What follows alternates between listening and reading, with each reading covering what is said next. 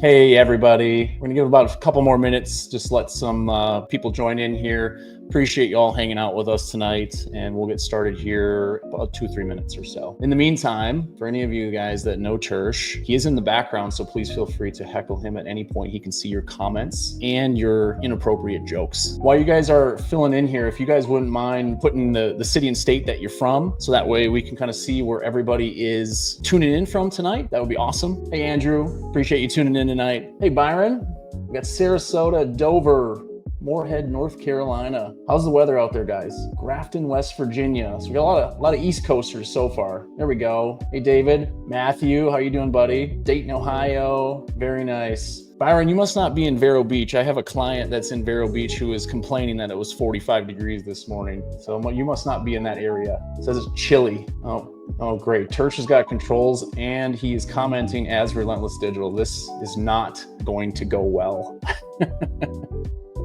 Yeah, Brittany, I know you're in Queen Creek. Thank you. We got Tennessee in the house. Hi, Barry.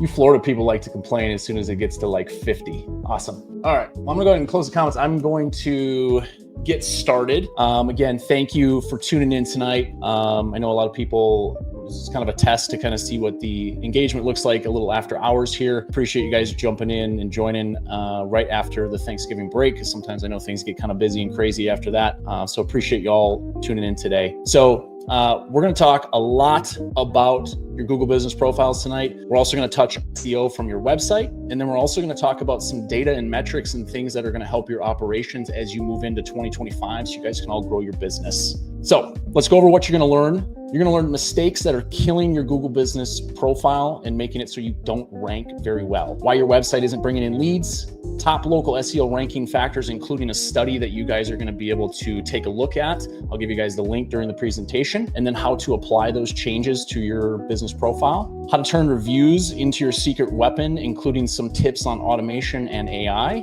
and then the easiest way to track what's working so you stop wasting your hard-earned marketing dollars. All right, so let's do a quick roll call. What industry or what primary industry do you guys serve? Let's drop them in the chat. And hopefully of the 29 people that are tuned in, somebody is listening. There we go. Plumbing, electrical, HVAC.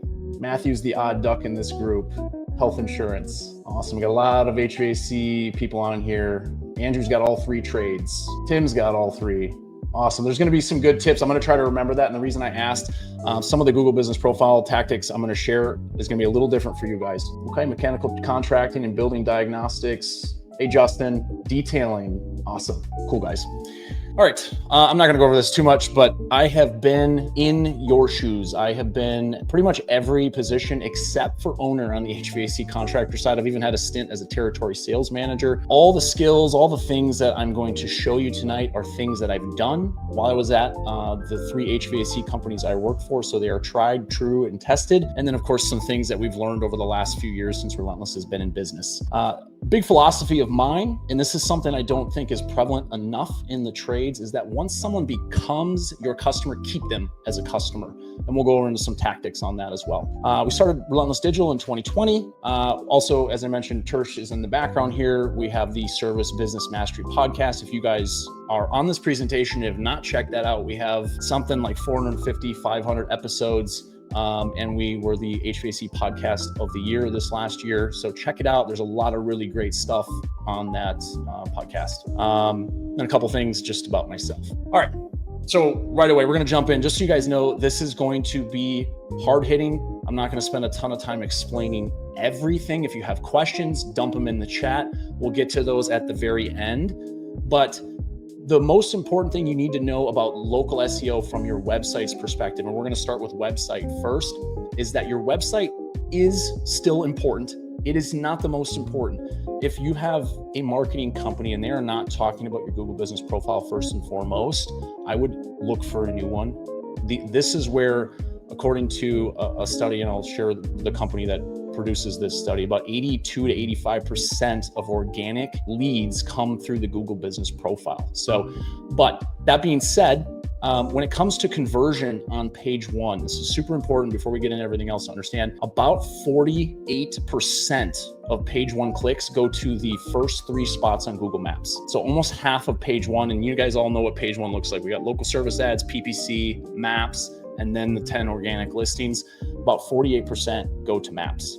And those studies on the links on the page here are studies if you guys want to read more about that. So what I'm showing on the screen here, as I mentioned, websites are not dead yet.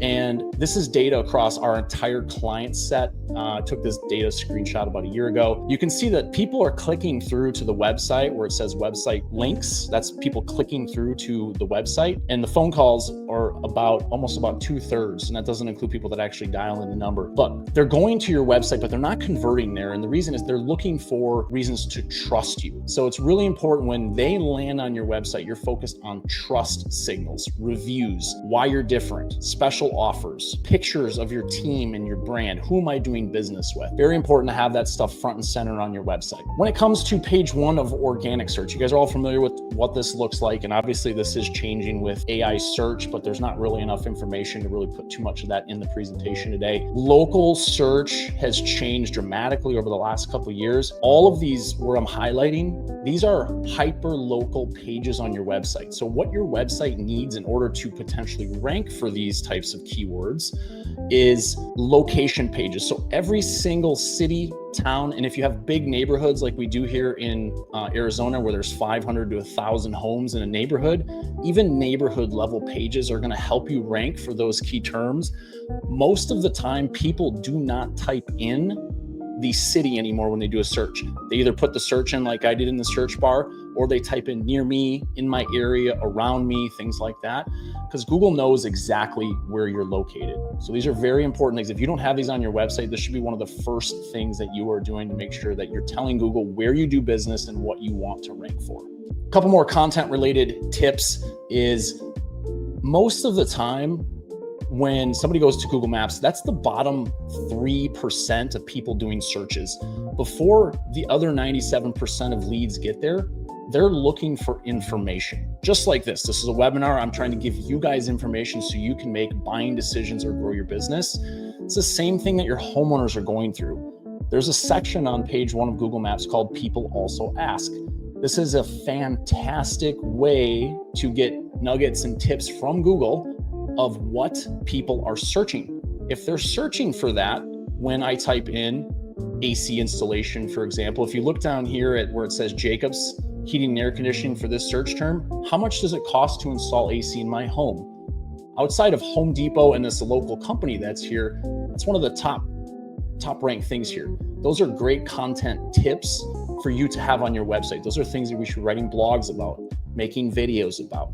Okay, so there's a lot of tips on page one if you just look at page one a little differently than a homeowner would. I'm gonna go through, I got some on my notes over here, just some really quick factors for your website. I'm not gonna spend a lot of time on this because we really wanna get into the meat and potatoes with Google Maps, but we need a fast loading website. There are a couple free tools out there, Google Page Speed Insights and gtmetrics.com. That's metrics, METRIX, are great. You can throw your website URL in there. And it's going to tell you if you have problems or if your website's fast. You want to make sure your call to actions are very clear. What does that mean? Book now, call today, schedule today, things like that. Don't contact us is not a great call to action. Tell them exactly what they're going to get when clicking on that button, so it's super clear and makes it, if I click this button, I'm going to get this thing. And that way it's super easy for them to convert. On your website, this is a huge one. And I do a lot of audits still. Add pictures of your team, your trucks, your operation, your warehouse, how you do business, your installs. Stop having content pages on your website with 0 or 1 picture, especially stock images. We've all seen the guy that's working at a home with a hard hat on.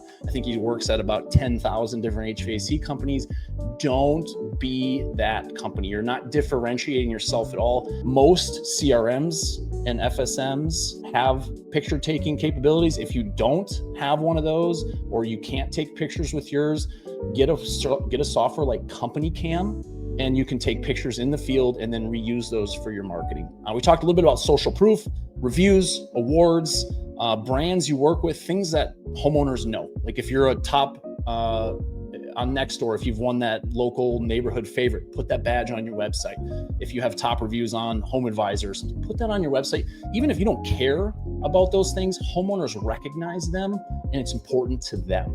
The biggest focus when it comes to tracking keywords for your website is track local keywords. We've all seen the reports. I've shown some of those reports where the keywords are up and to the right and it looks fantastic. However, when you dig a little deeper, and I've done this on sites, a lot of the keywords that people are ranking for are blog keywords, meaning someone wrote a blog and you're ranking for that keyword. Well, if I'm in Arizona and I write a blog and it ranks really well and Tersh is doing a search and finds my blog, he's in Georgia, that doesn't matter for my local business. It helps Google to see that you get traffic, but it is not going to be traffic that converts into a customer for you. So focus local, then build blogs to get traffic. But the things you really need to track, so when you look at these keyword reports on SEMrush or Ahrefs, it needs to be service plus city, service near me, service in my area, things like that. And on the next slide, I'm gonna give you a tool that does a great job of the local keyword tracking. And that is very simply keyword.com. Keyword.com, what's great about it is I can track one keyword, and I'll use the example of plumber near me, for as many locations as I want. So let's say I service 10 different cities. I can track plumber near me in every single city, which allows me to track how I'm performing in those areas. So what keyword.com does is it pings local IP addresses in that town or city. So that way it's really easy to see how I'm ranking. So this is a great example. This client, we were tracking ceiling fan install near me. In one city, they ranked number 6. In another one, they ranked first. It's really good to know this stuff because there's other cities that they didn't rank at all. And that means those pages need work. And this is what it looks like. So when you go into the tool, you can actually see when you click on one of the links, it'll show you this. Like when I did this, I was sitting here in Queen Creek, Arizona, and this shows me local results for the company that I'm tracking. So this is a great way for you to easily track this. Now, if you don't want to buy software, which I completely understand, as there's a lot of software out there, there is a free option. It's a Google Chrome extension. So you have to use the Google Chrome browser. It's called GS Location Changer. All you have to do is it's a little Chrome extension. It pops down, you put the city and state, just like this, that you want to track rankings for, enable the fake location, and you will see all of the local results for that keyword. So really easy. You can track this. There's no limit. The only thing that you have to do is you have to change the location every single time. So it's a little more tedious to get all the information that you want. This is what that looks like in the report. You can see all of the different cities that were tracking the same keywords, and you can see how you're ranking. This little map icon here is if we're ranking on Google Maps. Otherwise, we can also see the organic rankings as well. A couple more tools before we get into the Google Maps stuff. This used to be a free tool. I think it's like $4.99 a month. It's called SEO Minion. There's a couple really great things about this tool. One, you can understand if your marketing company, your internal marketer, or whoever you've hired to do this for you, unless you're doing it yourself, is optimized. It shows you the meta title, description, how the page is optimized, if photos have been optimized. And you also see on this box here in the middle, this section on the right-hand side, we talked about those people also ask questions where we can get content ideas. You can download these into a spreadsheet. So you can go several layers deep with this and have a massive spreadsheet of things that people are searching. So that way you can create content. This is what that looks like. It creates these nice little maps. And if I clicked into like, why is my AC blowing cool, not cold? It will give me another list of questions. It keeps going another layer deep. I think it goes up to like 9 layers deep, which can take a while to run, but this is an awesome way to come up with content ideas. There is another free tool. I think you can do up to 3 free searches a day. It's called Also Asked. That's ALSOASKED.com. And like I said, you can do 3 free searches a day on that one, and it refreshes every single day. All right, I'm pretty sure this is the last tool before we get into the Google Maps stuff. This is absolutely one of my favorites. You can do either up to 5 or 10 free searches a month with this one. Otherwise, it's a small subscription. It's called GMB Everywhere. This is a fantastic way to either A, do an audit on your brand and how you, just what what kind of information can you see, what categories, what questions and answers are being used, what services, products, etc. You can also see what your competitors are doing. That's probably what most of you would actually prefer to do, is see what your competitors are doing, and then also understand, do they have multiple GMB listings? How fast is their website? How many reviews are they getting? Know if they're adding photos, what categories, which we're going to get into categories here first. What categories have they selected? So there's a lot of really good information you can find. So that way you can take that information and then apply it to your business. All right. Before we get into the heart of the content here, I'd love for you guys in the chat, how many of you are currently managing your own Google business profile? Put 1 if you're doing it yourself, 2 if someone else handles it for you, or 3 you're not managing it at all, or you don't know who's managing it. Give everyone just a second to throw that in the chat. We got a lot of 1s. Barry, I'm happy if you don't know who's managing it, or Isaac, if you don't know who's managing it, feel free. I'm happy I can share you some videos on how to get access to that, or just make sure you know where that's at. Awesome. So we got a lot of people that are managing their own right now. Awesome. Appreciate you guys commenting on that. All right, last ask before we get into more content. I would love to know if you guys take your primary service. So I'm going to give you an example so that way you know what to type in. But type in Google, open a different browser, and type in your primary service and your city, and then just drop in the chat where you rank. So things like plumber near me, or in my instance, AC repair Queen Creek, something like that. Let me know how you rank on Google Maps and throw it in the chat.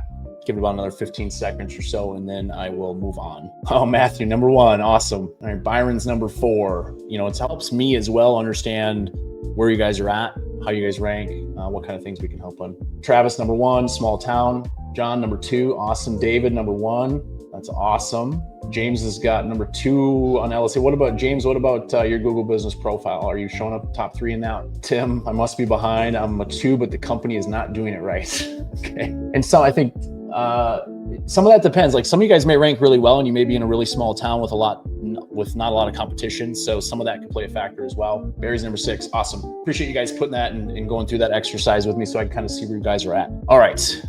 So I mentioned a study for you guys. This is something you might want to write down and look into later. Google, or if you use AI search, just put in White Spark local ranking factors. And what should pop up, number 1, is a study, and it's going to have a box with a whole lot. There's like 130 some odd ranking factors that are in there. You guys can, there's a whole bunch of analysis in there as well. Not enough, we don't have enough time to go over that today. So we're going to talk about a handful of things so that way you guys can have some actionable takeaways to start helping grow your business right away. So the first thing is, you notice that 2 of the top 10 or 2 of the top 8 here are about category. So there's a lot of category options, and I'm only gonna, the 3 slides I'm gonna show is gonna be HVAC, plumbing, electrical. There are obviously other people on this call that are not in those trades, so I'm happy to do a little research for you if you guys want afterwards. But you can see this is just HVAC category options. These are plumbing category options. And then these are electrical category options. There are a ton of options. So it's very important to get this right. In order to get this right, we have to know, or you have to understand what Google's looking for on this. Some of this can be looked like GMB Everywhere tool. If you have some competitors ranking above you for services that you really want to rank for, that GMB Everywhere tool can be a great tool for you to see, is their primary category different than yours? Maybe generator installation's huge, whether it's down in the South or some of you guys are in Florida. Maybe that's a really big service for some of you guys and you guys want to rank for that. Maybe some of them have the primary category of generator shop over electrician. So just things to think about and things to look into for your business. So got one case study to share with you guys on the impact that changing categories can have. Now, for, let's say you're a plumber that does pretty much general plumbing, all the different plumbing services, you wouldn't want to change this based on seasonality. So this is more of an HVAC or a seasonal business change, but this is a case study. We changed the primary category from HVAC contractor to AC repair service, and we changed the landing page. When I say landing page, when you guys log into your Google business profile, the landing page that is connected to your business profile does help and have some significance when it comes to ranking. So if it's just going to your homepage and your homepage is not optimized for your primary service, that is hurting you. So just things to think about. If you are in, I'll use the example because I'm not in Phoenix. If I was trying to rank in Phoenix from Queen Creek, which is about 45 minutes away, I would make sure that my Google Business Profile had a location page focused on AC repair in Phoenix attached to that business profile. If you have, I know some of you guys had HVAC, plumbing, and electrical. You had all three services. This is where it gets really tricky. And my recommendation, I don't have any slides about this, is to start considering having multiple Google business listings, because one of your categories or two of your categories are always going to take a hit. Your primary, wherever the primary is selected, is always going to be number one no matter what you do. So as soon as you change it, let's say, because we're maybe down in the South here, you're done with AC season, it's not too cold, so you're not really ready for heating season, or you don't have much for heating season, you want to change it to plumbing. Well, that means anything on your HVAC side is going to take a hit. And if you have electrical as with your company as well, that's also not going to rank very well. The best way to combat that is have multiple Google business listings. I don't have enough time to go into that today, but it is something that I can definitely share some resources or other videos that I've done on how to do this properly and how to pass video verification if anyone is interested. This next tip and thing that we're going to go over is something that is a little bit controversial. It depends who you ask. You'll get some different answers on this depending on the marketing person that you ask. But having keywords in your business title absolutely helps your ranking. Now, there's a right way and a wrong way to do this. I'm going to go over that next. So first of all, we're going to talk about the things that you should not do. You should not stuff your name with every single service you can think of, like the examples here, because this doesn't look real. It is really easy to spot. Marketing companies like Relentless, we combat spam. If you guys, a couple slides, you guys saw that there were one of the top 10 ranking factors was removal of spam listings. That is something that we do for clients. So if we see something like this, it is a really easy indicator for us to go report that to Google and try to get that profile either suspended or change the name back to remove the keywords. The right way to do this is to get a DBA. Some states call it a fictitious certificate through your state with the updated business name. And the reason you want to do that is if you get suspended, the only way that name is going to stick is if you have that paperwork. Okay. So some other tips that I have is to be subtle. You can see the examples on the screen here. This was a client we had in Phoenix. We just added the primary service for them. I would go after the service that is going to be the most beneficial for you. It would be really easy for me to say in Phoenix, let's go after, let's add first choice mechanical AC repair, installation, service, and maintenance. But that name is really long. It doesn't look legitimate. So it's one of those things you really focus on the primary service that you want to rank for. If you don't know what that is, reach out to someone like myself. We're happy to kind of walk you through that and do a little bit of analysis on that. One other key thing to remember, this is a recent change, so this is not something that there's a lot of documentation out about, but if you change the name on your Google business profile and you are running LSA or local service ads, you have to have this paperwork, a DBA certificate, to send into LSA. Otherwise, if the Google business profile name does not match your local service ads account, your LSA ads will not run. They will automatically turn them off until you get this approval. So it's just something to keep in mind. It's more of a recent change. It's actually a good change because then it makes it a lot harder to spam LSA.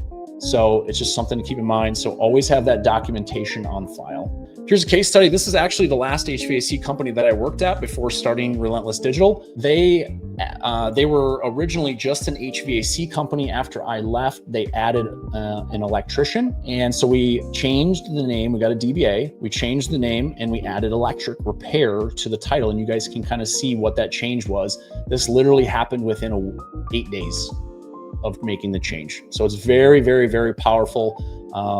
It can have a massive impact really quickly. All right, this one we're going to spend a little time on, especially for some of you guys that have multiple trades, because this is super important and not enough people know about this. when it comes to address. So address, if you guys look up that WhiteSpark survey that I mentioned, the WhiteSpark local ranking factors survey, I don't know exact number. I think like 13 out of the top 100 ranking factors had to do with your address. It's kind of like the old adage back when we were growing up, when everything was an in-store business before we had all this digital businesses, is location, location, location. And it matters just as much. It's just more on the digital side now and how it matters. And I'll explain that here in a second. So first of all, I'm going to go over the two different types of listings that you can have. The first is an SAB, which is a service area business listing. This is typically used when someone is using their home address, a UPS box location, PO box, things like that. It's not a bad way to get started. The problem is SAB listings do not rank well. Google's never really given an explanation for it, but they just don't rank well. So now the other caveat is, if you have a home address and you don't have a physical office, you cannot show the address. It's against Google's terms of service. You may get away with it for a short period of time. However, Google is getting really good with their AI technology of figuring out if this is a home address and then suspending you. I had one client about 3 years ago, and this is really how I learned this lesson. It was the middle of June. They were in Florida. I can't remember exactly where in Florida. And they were rocking and rolling. It was him and like two other people. And it was a small company. They were rocking and rolling all summer. And then I never asked the question in onboarding if it was a home address, and I didn't do the background check. They got suspended in June, which any of you guys in Florida or in the South, you know what June is like. It's sticky. You're working till 8 or 10 o'clock every single day. It's busy. And his business was down for 3 weeks in the middle of summer. Obviously, that relationship didn't last long. And some of that was just a learning experience on our end. But it is vital for you guys, if you're going to do this, just do it right. I know it is an extra cost, but it is a very small cost considering the fact that if you get suspended, you have a lease, you have a utility bill, you have things that you can send to Google and support really quickly to get your business back online.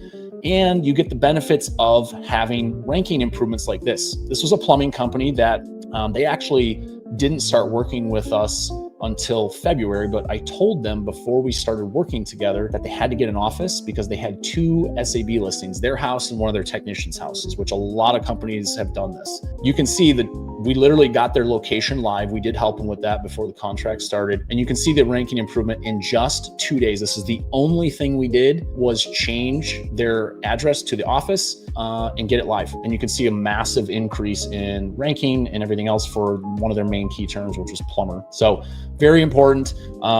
If you guys have questions on this, drop them in the chat. We'll get to those at the end, because I know a lot of people typically ask questions on like things you can do versus things you can't do.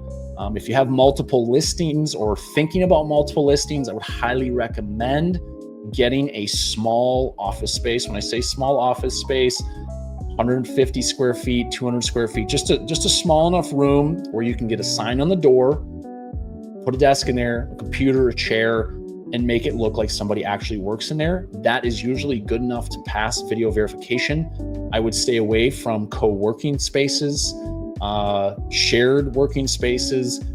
I would only get a Regus space. If you guys are familiar with that, Regus has a lot of real estate across the country. They have a lot of these like shared working space things where you can kind of go rent an office for an hour. They tell you that they can get you approved with your Google Business Profile. The problem is the risk of suspension is extremely high with those, and I've seen it happen over and over again. All right, so we talked about SAB versus physical location. Now we're going to talk about where your business is located. And this happens even more frequently than the SAB versus physical office issue, is because a lot of people have a warehouse that's outside of town. Now, this client's address, as you can see, is actually in a town called Four Corners, Montana. They wanted to rank in Bozeman, which you can see on the map with the heat map here. Bozeman's outlined in red. That red outline is Google's definition of Bozeman. Their USPS address, where their mail is shipped, says they're in Bozeman. The problem is they're actually not, according to Who It Matters in our business, which is Google. So what happens is you can see as soon as we rank really well, and as soon as we hit this wall right here where 𝐲𝐮𝐫 starts, our rankings start to drop. And this happens over and over and over again. I've seen this hundreds of times at this point. So typically what we recommend is, one, you don't have to move your entire warehouse. You can keep that where it is. What this client did is they got a second location, a physical office, and they put it over in this section kind of on the very far east of 𝐲𝐮𝐫. So that way they could rank in the city that they actually wanted to rank in. So there are ways around this. It's just one of those things. It's really easy to do this search. So if you guys go to google.com/maps, type in your business. So that way it pulls the map pin, zoom out. So that way when you do the next search, you won't lose your place. Kind of memorize where that map pin is. And then in the browser, type in, just like I have on the right, the screenshot on the right, type in the city and state. And then you'll see if your map pin is inside of the city. If it's not, that is a problem. And that's going to be a reason why you don't rank as well there. And these are things that no marketing company can fix. So I just want to really hammer that point home, because a lot of times people sign up, companies sign up with marketing companies, and they are at a big disadvantage. They either have an SAB listing or they're outside the main city that they want to rank in, and they're set up at a disadvantage. Nobody tells them, and you're spending a lot of money trying to rank in a city that is going to be almost impossible for you to actually rank in. All right, this one actually is an update. It's been about a year since this update was released. Your hours of operation on your Google Business Profile used to not matter, but it does matter now. So this is a strategic question you have to ask yourself is, one, do I want calls after a certain time? If you do, I would highly recommend keeping your business profile open either later or 24 hours. The reason for that is when competitors close their business listing, no matter what, you're going to get a ranking bump because they're closed. As soon as they close, you go up in the rankings. So if you want to grow your business, you want to be aggressive, this is one really easy way to do it. And I highlighted that in this screenshot. You can see the times that these were taken. This one was taken on the 21st at 10 o'clock in the morning when all their competitors were open, or I'm sorry, this client was open. And you can see at 4:58 in the morning when they were not open, the difference in their ranking. So it's a strategic thing. If you do not have a call center, a good call center, and if you do not have like some sort of AI voice product like Evoca or something similar, I would not recommend getting these calls because they're not going to go anywhere. But it is something that you guys will have to answer strategically based on your own business. Filling out your entire business profile. This is something that gets overlooked. Is there's stuff to fill out, but it takes time, it's tedious, and like, it doesn't really matter. However, I don't remember exactly when this update happened. Is these things didn't used to help or hurt your business if you filled them out or not. However, sometime last year, I'd have to look it up to see the exact date. The predefined service list that you get from Google, by filling these out and checking these and adding some content, actually really does help you rank better for these types of services. So I'll show you an example of what that looks like. We kind of found an obscure one for a plumbing client in San Francisco. The category that repair water fixtures was under bathroom remodeler and kitchen remodeler, which typically would not be a service that, or would not be a category we would select for a plumbing client. But because it was this one and there was like one other service that was something that they did, you can see the massive improvement. This was literally 1 day later. So you can see some massive improvements here. And if you guys are wondering why all these screenshots are in 2023, I originally did this presentation in June of last year. So a lot of this still applies, and I just didn't want to update the screenshots. Got some other quick tips. This one is not really a ranking tip. It's more of a conversion tip, especially on mobile devices, which roughly, and it depends on market, roughly 50 to 55% of traffic uses their mobile device. It's probably trending a little higher lately. But adding products or filling out products in your services section get really great placement, as you can see. So this was a screenshot I took on mobile. And after the main business information, you can see right at the bottom, there's a $100 off coupon. So if we think about what if they find this, they're ready. If you go to Google, you're ready to buy from somebody. You're at the very bottom of your marketing funnel. This can be a great way to kind of push them over the edge to decide to choose you over somebody else. So it's just one more way to try to convert somebody that's already there, and it can be really helpful. So I would definitely add these offers and products in there, or offers as products, and fill it out that way. this is a tip because a lot of people don't know what to put in their Google business posts. Google business posts are not social media posts. It's completely different. Social media, people are going to hang out, to learn something, to watch a video, to be entertained. When they go to Google, they're looking for a business to do, or someone to do business with typically, or they're looking for strategic information about something they're researching. So when they get there, we want to have things that try to convert them. And you can see, of course, I covered it up here a little bit, but these little tags can get placed automatically by Google. There's no way for you guys to choose which one shows. These are called justifications. These justifications can, again, help convert because we have special offers for repairs, maintenance, installation, or other services that we offer. Like you can see the one on the right has a free whole home humidifier with purchase of furnace. These things show up on the profile and can help you convert traffic when they get there.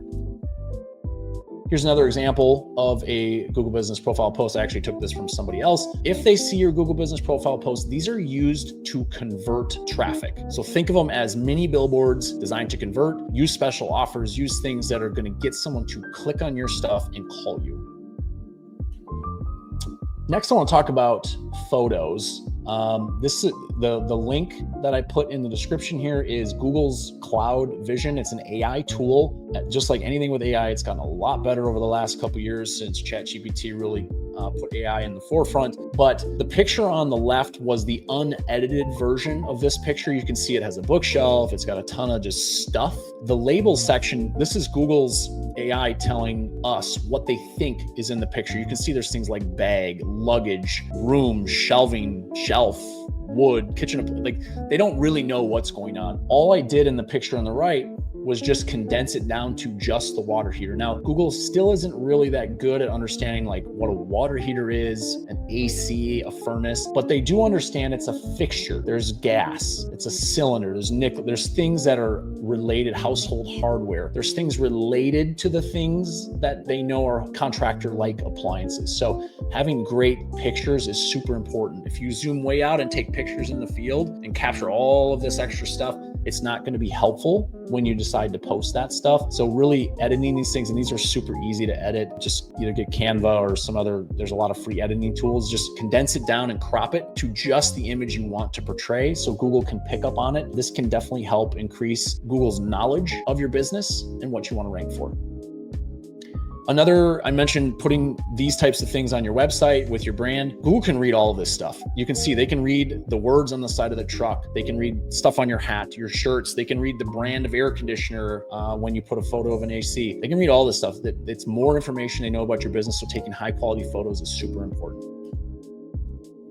So if I would have done this presentation about 6 to 9 months ago, somewhere earlier this year, I would have said user-generated content like some of you guys have heard of Nearby Now and other programs like that, Real Work Labs. Some of those companies are pretty aggressive at outreach. Those things used to not work very well. And I've asked a lot of different marketing companies about that, and they also agreed it didn't really work that well, even though they used it. But Google invested $60-some million into Reddit. If you don't know what Reddit is, it's essentially a forum where people can just throw all kinds of stuff in, have all kinds of discussions.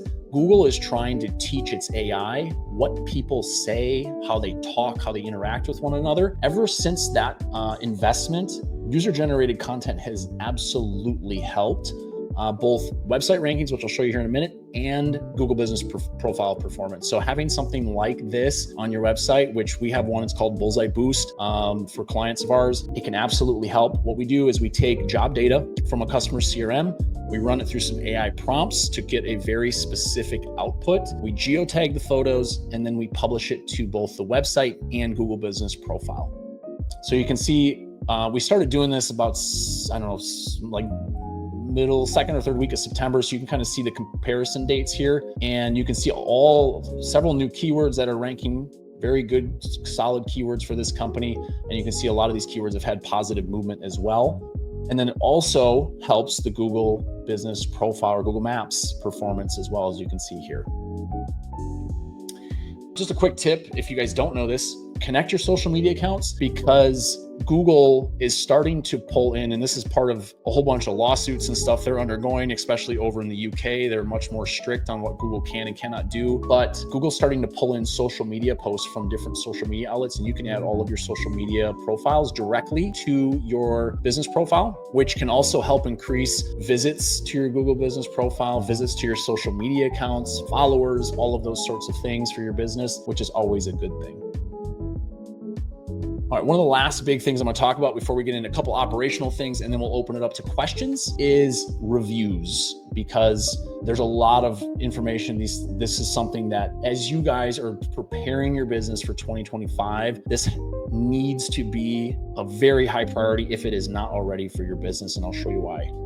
So this is a quick case study. This was actually a new listing. This was a second listing for a client of ours in Kentucky. They opened the profile, and obviously when you open a profile, you don't have any reviews. So what we did is we took a customer list of about 1,500 people. It's about their size of their customer list at that point in time. We dripped out text message campaign, which essentially was, the first text was, hey, so-and-so from Watson Heating and Air, we've done service for you in the past. Would you recommend our company? If they said yes, we would send them a review link. If no, we would try to get some more information from them. And they went from no reviews on February 25th of last year to about 32 or 33 Google reviews in, as you can see, about 6 weeks here. And you can see the ranking improvement from the time we did optimization and got these reviews. Massive, massive improvement. So they opened a listing. It was very inexpensive. They had our help with the management, and immediately before air conditioning season really kicked off, they were in a prime position to grow and win. And this is something that I would recommend you guys go back to your customers once a quarter, or if you don't want to do it that often, once every 6 months, go back to all of the customers that you serviced in that time frame, ask them for a review. Even though you might have some automation in place, ask them again anyways. And I'll get into why it's okay to get reviews for other platforms here in a second, but super, super important. And this helps you win and helps you continue to rank. We talked about justifications. This can also help increase conversions because Google's going to try to match the keyword that someone's typing in with a review. So the more reviews you have, the more review content you have, the more opportunity Google has to match it with search terms. I would also highly recommend, this is something that I was doing back at professional services about 5 or 6 years ago, was automatically taking new reviews that we got in through Google. I put a filter process in place so that way only 5-star reviews came through, and then we would publish them to all of our social media profiles. I think Tersh has done this for a number of years as well. And if you guys want to learn how to do automation and automate tasks, reach out to either myself, or if you know Tersh, reach out to Tersh. We do have a community that we share things like this, so you can do this yourself and don't have to add more software cost. Something that we have converted a lot to in the last year or so is automatically replying with AI to reviews. And this is something I used to I was the person in charge at professional services of answering reviews, and we were very, very good at getting reviews. And I'll tell you a story about that in here in a second. But I literally hated and could not tell, like, when I had to go through reviews from a busy time of year and I had 30 or 40 reviews to reply to, it was literally the worst day of my week because I couldn't figure out what to say. We didn't have ChatGPT or anything like that to like come up with different ideas. So it was always like, how do I say something just a little different? And then also, if somebody leaves a review like you see on the screen, how do I kind of respond back to them and kind of mention the things that they mentioned back in a review? It took a lot of brain power for something that was really simple. Automatically doing this, so I actually asked ChatGPT before this presentation, I said, how long do you think it takes the average human to reply to one review? They said a positive review is roughly 2 to 3 minutes. That might be a little long. If it's a negative review, sometimes as much as 5 to 10 or 15 minutes, depending on the research you have to do and some of those other things. I would not reply to negative reviews with AI just yet. I would only do the positive ones. But this company that I'm sharing this from gets about 90 to 100 reviews a month. So if we took an average of a couple minutes per review reply, we're saving this company about 4 to 5 hours of manual labor for someone in their office that they don't have to worry about this specifically. They can go do something that's more revenue producing activities. And then these reviews are also getting shared on their social media accounts, which is creating just constant reminders of how awesome this company is to their entire market. We do have a free AI review template. This is something that is also part of our Automation Foundations community that I mentioned. If you would like to get a video on how to set this up for yourself, email me. My email is jcrouch@relentless-digital.com with the subject line free Zapier AI review template, which is right here at the top of the screen. And then I will send you a video that I have recorded on how to set this up and also give you some information on our community. So I told you guys I was going to tell you a story about professional services. When I started there in 2019, they had 46. They'd been in business like 6 or 7 years. They had 46 Google reviews. They had one-star review on the Better Business Bureau. They had maybe 19 or 20 recommendations on Facebook, which at the time used to be reviews on Facebook. What we did was we automated the process. That was one of the first things we did, was after every single job, whether it was an estimate or it was a service call, is we automated the review process and sent them a review request. In 2 years' time, we went from 46 Google reviews to over 600 on Google. We went from one really bad review, which we did fix on the Better Business Bureau, to 22. And some markets, Better Business Bureau doesn't matter, but they're one of the most popular or the most populous generations is the boomer or older generation. They still rely on things like this. So if there's a majority or a large portion of your market that has homeowners, like in Arizona, Florida, some of these southern states, very important that you still rank well and do well on the Better Business Bureau. We went to 22 5-star reviews, and then we went over to over 100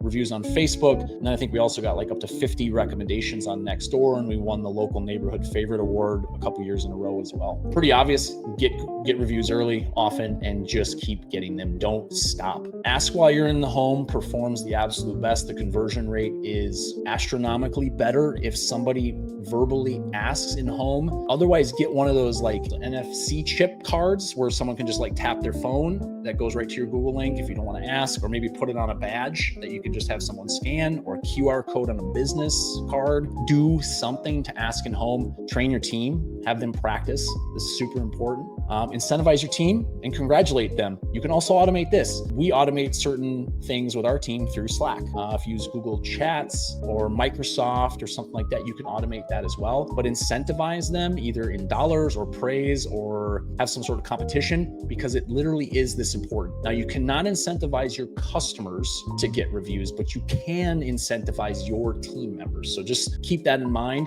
and have the focus on your team getting these and rewarding them for it. Obviously, creating a culture that provides amazing customer service. If you guys think about a business that you've left a review for, most likely it is a business that did something just a little extra or went a little bit more than other restaurants or other hotels did for you, and it creates a memorable experience. Focus on that as you put together your business plan for 2025, and those reviews are going to become a lot easier for you. And then, as I mentioned before, use AI to reply to those reviews.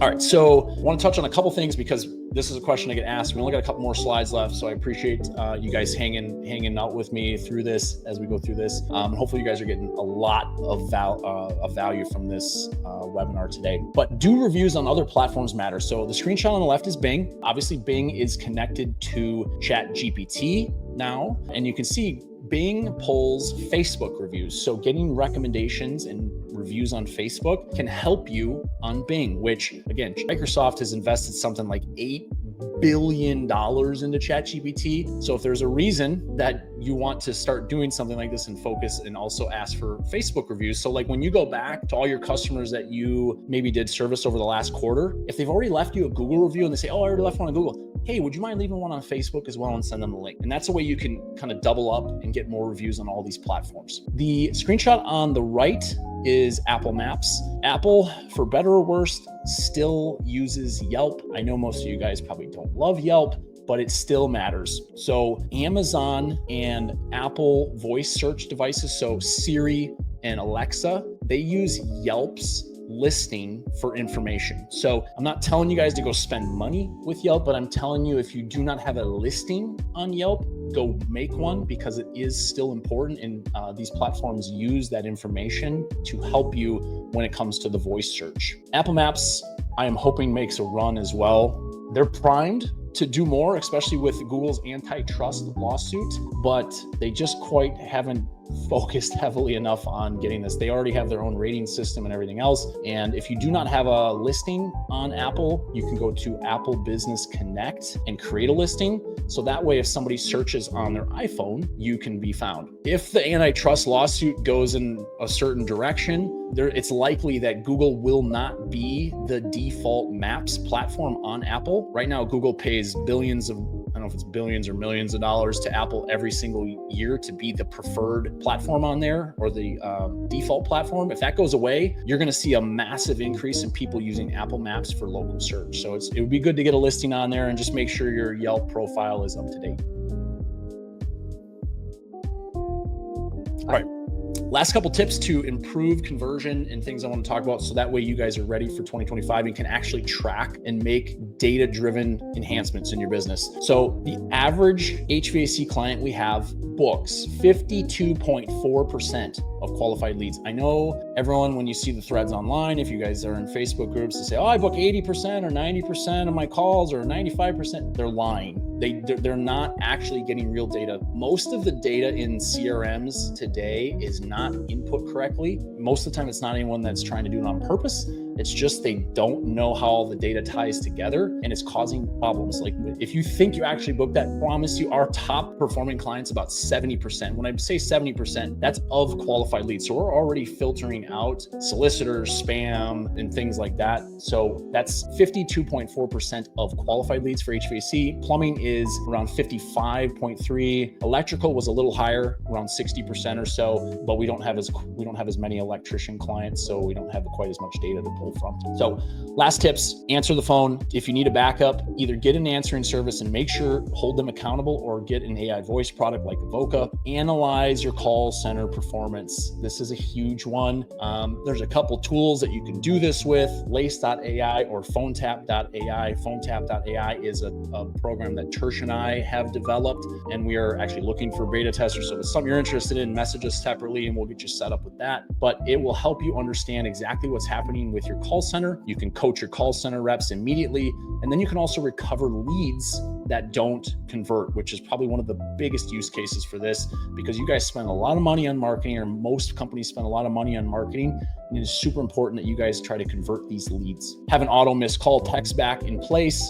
Ideally, that missed call text back, if somebody replies, you connect it to some sort of AI booking bot. We can do this with Relentless Digital. We have a platform called 𝐻VAC Pro that can help you with this. We typically set up these missed call text back, form submission text back type things for you. If you have chat on your website, there's platforms like CallRail and others will have a hot lead connect thing. So if the chat comes through and somebody it's deemed that they want to book, you can easily press 1 to automatically be connected to that person, and it will start dialing their phone, so that way you can get a warm body on the phone to try to book that client right away. Have a texting system in place, have a backup. We talked about that. And if you don't want to use an AI, honestly, with what 𝐪𝐻 and I are seeing in the marketplace, I would highly recommend that you think about an AI voice platform. 𝐪𝐻 usually lets people call his.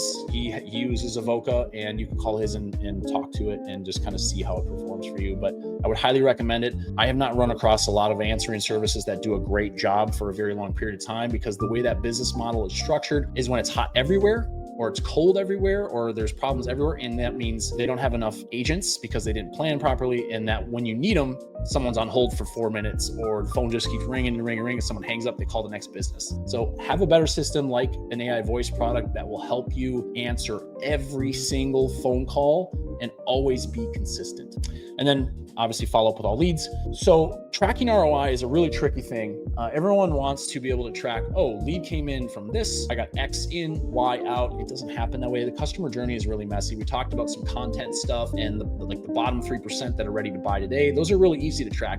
It's that middle 60 to 70%. It's called the messy middle in the marketing world. It's when people are finding you on social media, they're seeing your truck wrap, they're seeing a yard sign, they're seeing all these things, but they end up converting on like Google Business Profile or your website or Facebook or something like that. So making sure your data is as accurate as possible is one of the single best things you can do for your business, because once you have good data, you can make great decisions. I did talk about phone tap a little bit. Here's a couple screenshots of some of the insights that you're going to get. This happens automatically. I don't know exactly how long it takes. It's somewhere between like 3 and 5 minutes after a call is done. We have a tag that tells you what happened, and then a quick summary of what happened, actions taken, next steps, and any other follow-up things, improvement areas for your representative, your call center rep, and then of course your overall performance summary that you can review. These are things that you'll be able to review on your mobile phone. And then you can also set up workflows to either get like a daily, weekly, monthly report right to Slack or your email or wherever you prefer.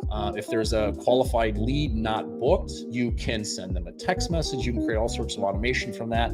So it's really customized. It's kind of like, if any of you guys are familiar with Zapier, that's kind of how we're setting it up, where you can create any and all automation that you want off of this. And this is more of a note for Relentless. We do have a human team that verifies data. So when calls come in, we determine if it was a qualified lead or not, if it was booked or not, how many calls were missed, and then also give like an unbooked percentage and things like that. You can see, this is where I pulled some of the data for this presentation today. This is, you can see across 34,000 leads in 2024, 52.4% were actually booked of that qualified leads. Last thing I'm going to mention before I open it up for questions is, because of the issues with data in CRMs today, and this includes the big ones, the ones that are super expensive. Y'all, if you're in the industry, you know who that is. It includes all the other ones as well. Data integrity is one of the biggest problems in the home services space. Searchlight, which is where we get these dashboards from, is one of the best things you can do. They have figured out mapping the conversion journey from the beginning of where someone contacts you, whether that's through chat, form, call, etc., all the way through your CRM, out the other end with revenue. So that way you can actually determine what your marketing spend is and how much that is actually helping you with ROI, which is one of the hardest metrics to figure out in the home services space, because a lot of the CRMs, I've used ServiceTitan in the past, it gives you an ROI for like every single thing, but I don't have like a overall ROI for my entire marketing spend. It also helps you understand your potential ROI. That means all of the open estimates in your system. So that way you can figure, like, this is really strategic. If I got a ton of open estimates in my system, I'm going back, I'm doing open estimate follow-ups, I'm doing discounts, I'm doing something to close more of that business. I'm getting an inside sales rep to close more business. So a lot of strategic things here, but just wanted to highlight this. You guys can reach out to them at searchlightdigital.io. I think their dashboards are $500 retail. We obviously have negotiated something else for our clients, but you can get these. You don't need to be a customer of ours to work with them. And if you guys would like to either book a call, or you guys like learning and listening to podcasts, I got 2 QR codes on the screen here. The one on the left will take you to booking.relentless-digital.com. You can book a call if you want to learn more about our services. If you just want to tune in to the podcast, the QR code on the right will take you to our website. You can obviously find us on Spotify, Apple, and all the other podcast catchers as well. All right. I did pretty good. I told Brittany, my wife, and Tersh I would keep this close to an hour, and I'm just over. So what questions do we have? All right. I'm going to go back just a little bit. This is great, Tersh. Thank you. All right, great question, Barry. Your question, I have a home office that has been in effect for almost 20 years. Should I change something? So if your home office is showing because you set it up previously, I wouldn't change anything right now. What I would do is start considering having a physical office and making that change eventually, but I would do it in the off season. Don't do it before any busy time, whatever busy time looks like for you. This time of year is probably a pretty good time unless there's a lot of seasonality. But I would prepare for that, because it's really easy if I have a client in your market and I'm going through and we're doing spam fighting to find that and take it down. We have some technology that helps us find those listings that are home addresses. It's really easy to take down if you get a competitor that wants to. So I would definitely prepare for it. Don't necessarily have to do anything if it's live right now. Tim, I don't know what slide you were talking about. I don't have data on that. I can definitely get you something though, but call counts typically are going to increase somewhere between 20, 30, 40% when we get these types of improvements. A lot of it depends on market. So if we have a market of, I think somebody mentioned they're in a town of 5,000 people earlier, a town of 5,000 people versus a town of 50,000 or city of 50,000 people is going to be a massive difference in the number of calls. So it's really hard to answer that specifically because demand also plays a part as well. How many single family homes are in that market? There's a lot of things that really play a part there. It looks like Brittany actually answered you there. Should every marketing company that you hire be doing all of this, or is some of this not included? So it's hard for me to answer for other marketing companies.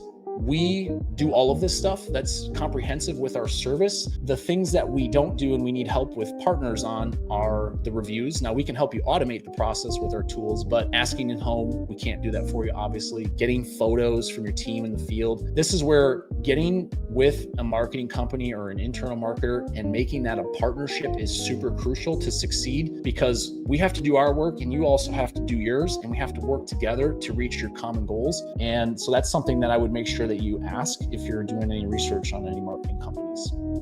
Brittany, you did a great job of commenting on all of these questions, so that's awesome. David, yes, you will automatically, once this is uploaded, you will get a recording. You can share this with whoever you want. It's just a link, and it will be live also on the Relentless Digital Facebook page, my page, and YouTube. A great question. Kashif, I hope I said your name right. I've heard multiple stories here. I think what helps with rankings, if any of you guys know, Google had a big data leak 6-ish months ago. I don't know exactly the time frame or when. It was earlier this year. And what they do track is clicks. So anyone that uses the Chrome browser, and this is why the antitrust suit is such a big deal, is because one of the things the Department of Justice is trying to strip from Google is them owning Chrome or them owning some other facets of tracking data, because they not only own the data, they can then manipulate it for their own purposes with ads and things like that. So it is super, I would say if people are clicking your LSA ad or your Google ad and they're going to your website, that is a good thing to help with your website. But if you have these on separate landing pages somewhere else and they're just converting right there, I don't believe that has any ability to help your website rank better. Joseph asked, is it important to Google to post pictures on my GMB page daily, feeding the algorithm? Also, how often is good for GMB updates? For as far as like posts, you don't have to update them all the time with text posts. I would focus more on the pictures. I would say once a week to twice a week is good for Google Business Profile posts. Pictures or some sort of automated thing I share with you guys, our Bullseye Boost process. We can have posts every single day, but that's also a lot of work to do that every single day. I used to do that manually at professional services, and it was kind of a drain on my time to do that manually. I would do once or twice a week, and then photos I would try to update regularly, because Google does get a lot of information from your photos, especially when you're putting air conditioners with the ream tag, train, carrier, etc. So when somebody's typing in carrier AC repair or Moan faucet or whatever the case is, whatever you sell, I would say that would be more important. Last question, James was asking, can we hire you just to manage GMB, or is it all or nothing? So James, we can definitely get on a call to talk about it. We do have a GMB only service, so we can definitely talk about that. Obviously, we recommend doing more, but we do have clients, including some large contractors in the US that only want us to do their Google business profiles. So happy to take a look at that for you, but just book a call and we'll be able to handle that for you. So other than that, I think Brittany, Tersh, you guys did an awesome job here in the comments. So great job. Appreciate everyone hanging out with us. You guys will get this recording. I don't know if it'll be later today, but probably tomorrow. So you can share it with your team or go back to it. Feel free to reach out to me personally if you have any questions. The best places to reach out are my email and Facebook. So sorry, Kashif just asked one more question. So what is the maximum diameter we can rank our Google Business Profile in HVAC? I'm going to give you an answer that most people hate to hear. It depends. It really depends on your market, meaning the number of competitors, especially the number of competitors. I showed you guys that map of the outline of your city. How many competitors are in that market? How good are they? Typically, we can rank like a 10-mile radius, and that's 10 miles east-west and then north and south. So it kind of gives you a time frame. That doesn't always happen, because if there's a ton of big competitors in a big city, that you're definitely not going to rank that far. So that would be something we'd have to have a side conversation about your specific market. Thanks, guys. Really appreciate y'all tuning in. Thank you, Brittany. You guys all have a wonderful evening. Reach out if you guys got any questions. Thank you.